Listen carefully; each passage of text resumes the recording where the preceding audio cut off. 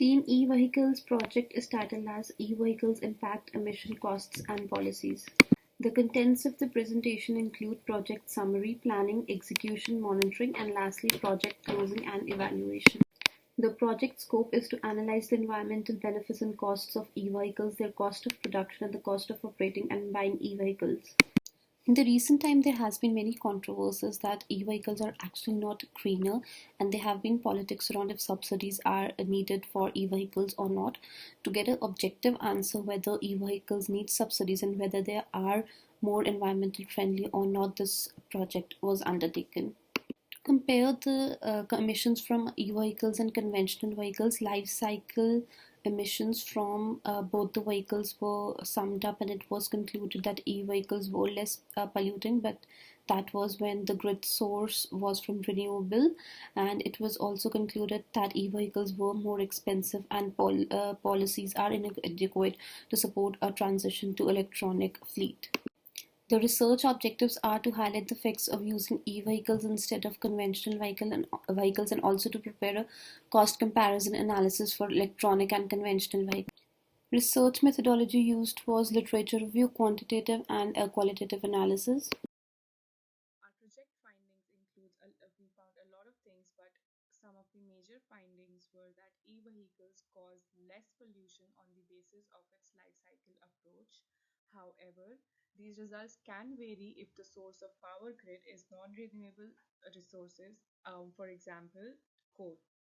The cost of maintaining e-vehicles is less than conventional vehicles in areas that have good network for charging stations. The cost of purchase of e-vehicles is definitely greater than a conventional vehicle, but considering that the government has some rebates and incentives, it comes down to a similar level. But this acts as a major impediment in purchase of e-vehicles. Gasoline and diesel vehicles still form major percentage of new vehicles bought even till date. Some recommendation and suggestions from our team for the topic would be that stronger policy and financial incentives are required if the government wants to increase the proportion of e-vehicles on road. There should be an increase in the charging infrastructure to all areas. More charging stations would definitely lead to more sales of electronic vehicles. There should be increased use of renewable resources as source for electricity to the grid. They should provide stimulus to car manufacturers and agencies to produce and sell more e-vehicles so that it leads to more sale of vehicles and more number of e-vehicles on road. Our audience and stakeholder include government and policymakers, individual consumers who would end up buying the e-vehicles, and the manufacturer for the e-vehicles and so companies. As it has already been introduced, our project title is E-Vehicles, its impacts, emissions, costs, and policies. Our project sponsor, who also guided us throughout, is Luana Pringleson. Our project manager is Nimrat Kaur Riyar, and other team members include Midhun M, Pranjal Taneja, Jitu PS, and Divyanshu Vashisht. The date that our project got initiated was May 28th, 2022. Over to you, Divyanshu.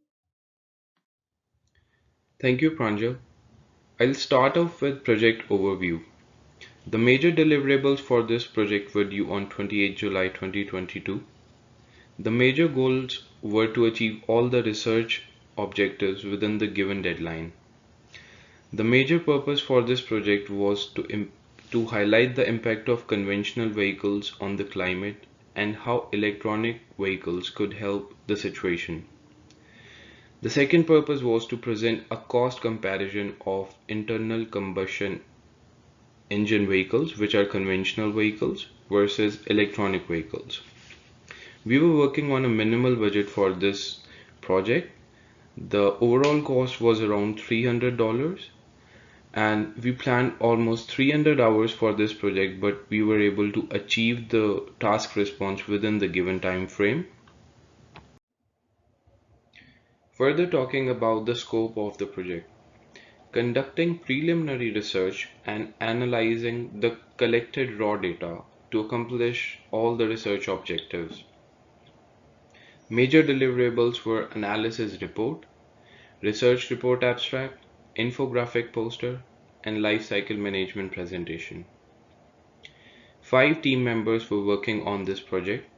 Nimrat was leading the team as a project manager, Midun was working as co-manager, Jeetu was qualitative researcher, Pranjal coordinated the whole project, and Divyanshu was quantitative researcher for the project.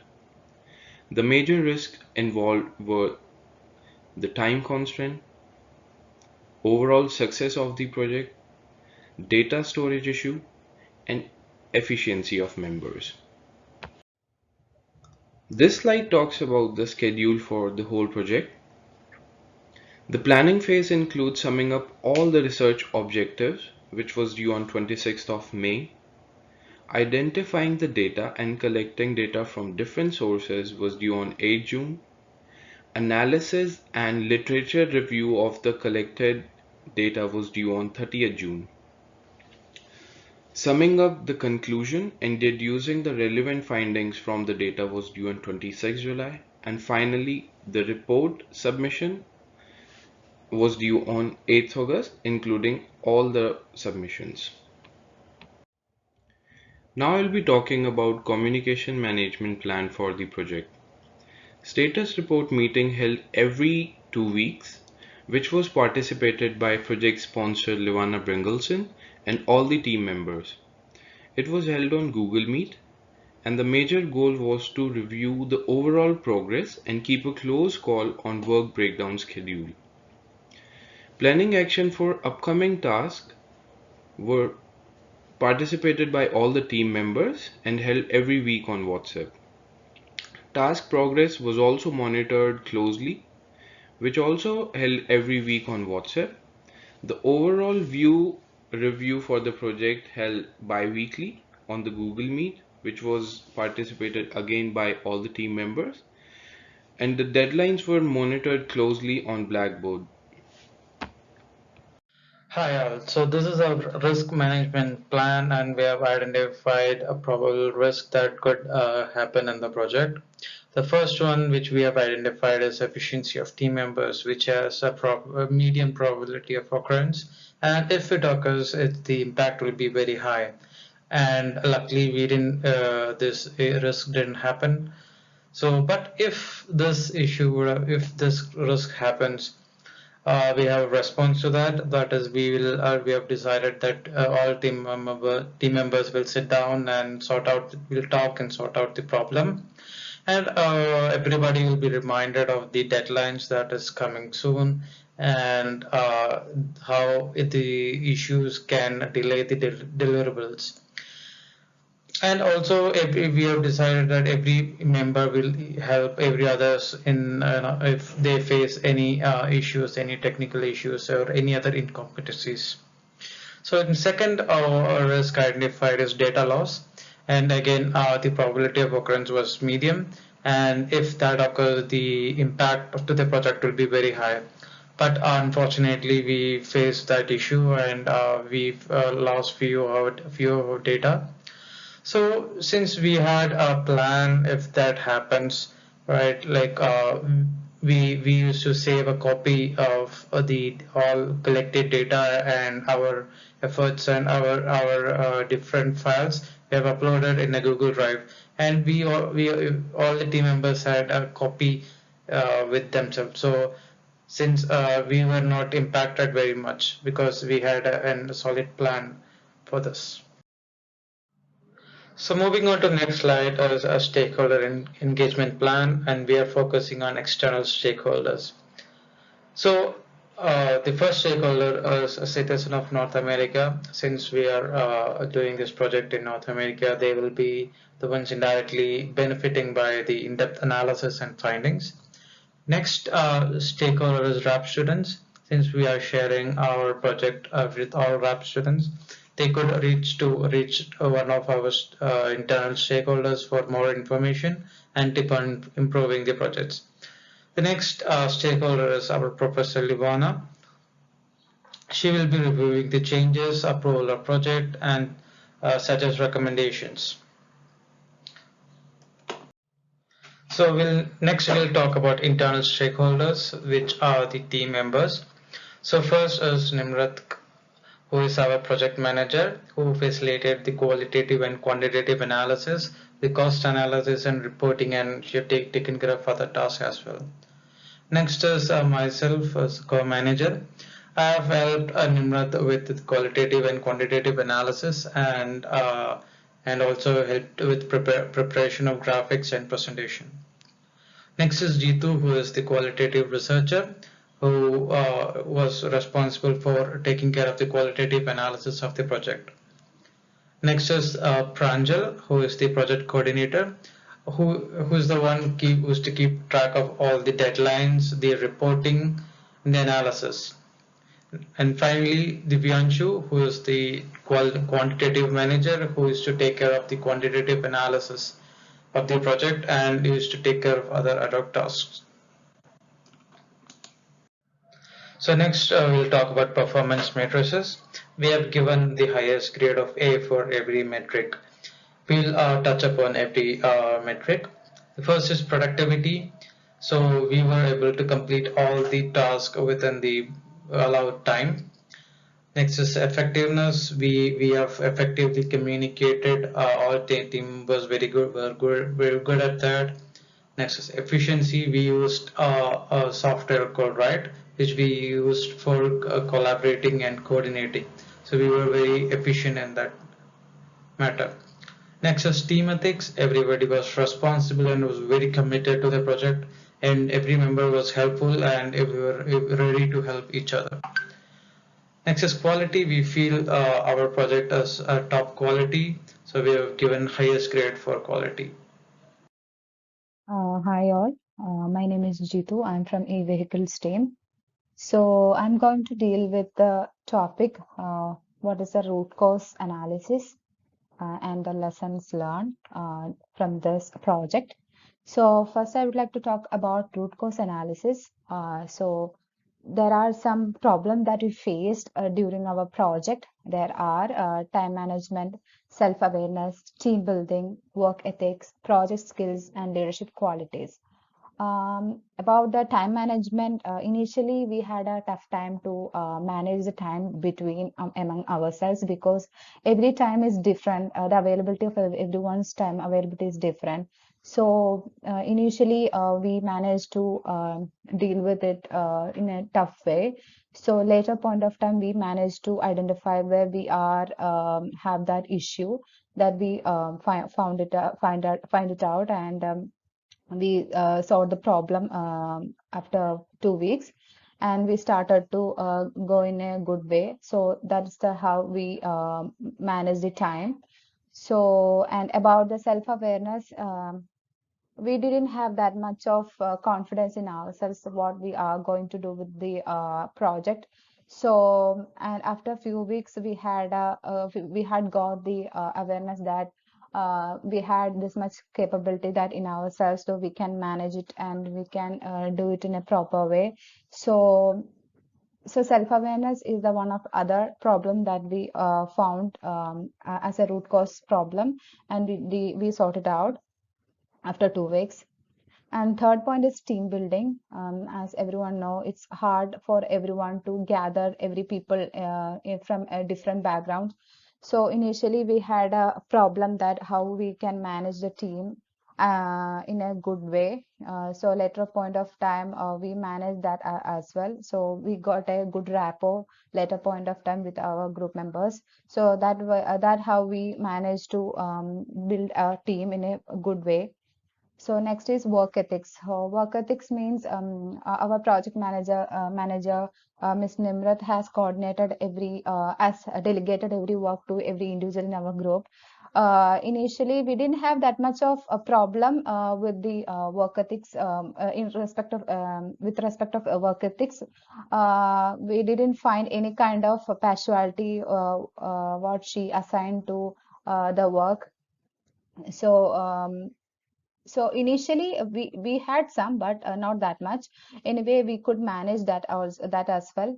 So about project skills, because of this project, we had a chance to learn more things, more skills. We could develop more skills with respect to project. So that is the other problem we sorted out because of this project.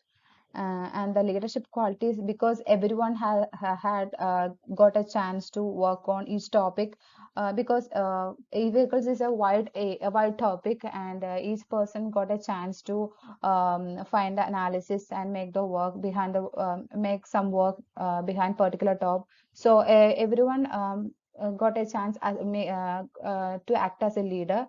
So that is the leadership qualities.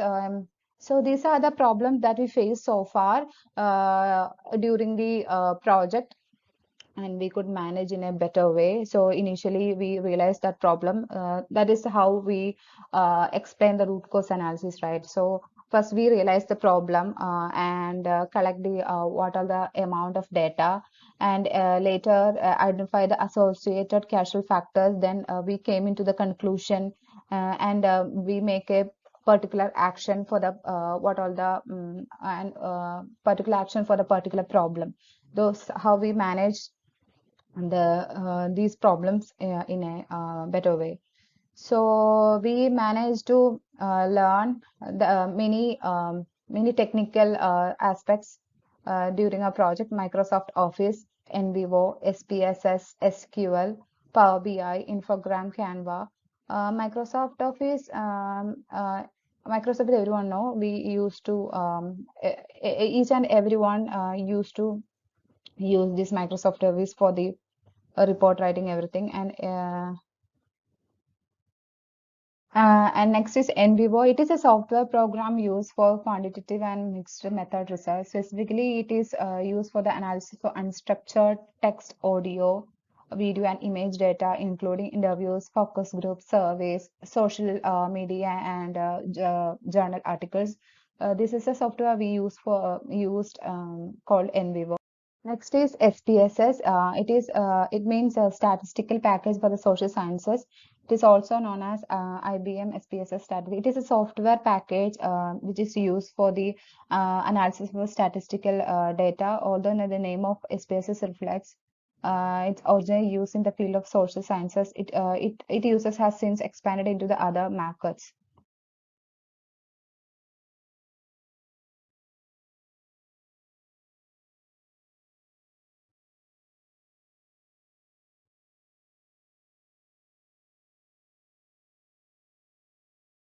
And the next is Power BI. It can help to connect disparate data sets, transform and clean the data into a data model, and create charts or graphs to provide visuals of the data. Next is infographics. It can be used to convey complicated data into a simple visual format. So we used to this infogram during our project. And the last but not least, Canva is the other software, powerful tool that can be used in education to create projects that only look great, but also help teach students the basics digital design. This is a free tool that allows students and teachers to work with photo editing, design layout, and more, all within an easy to use platform. So this was not that much used in the project, but anyway, we used this tool in our project. Thank you. That's the end of our presentation. Thank you everyone for your valuable patience. Thank you. Have a good day.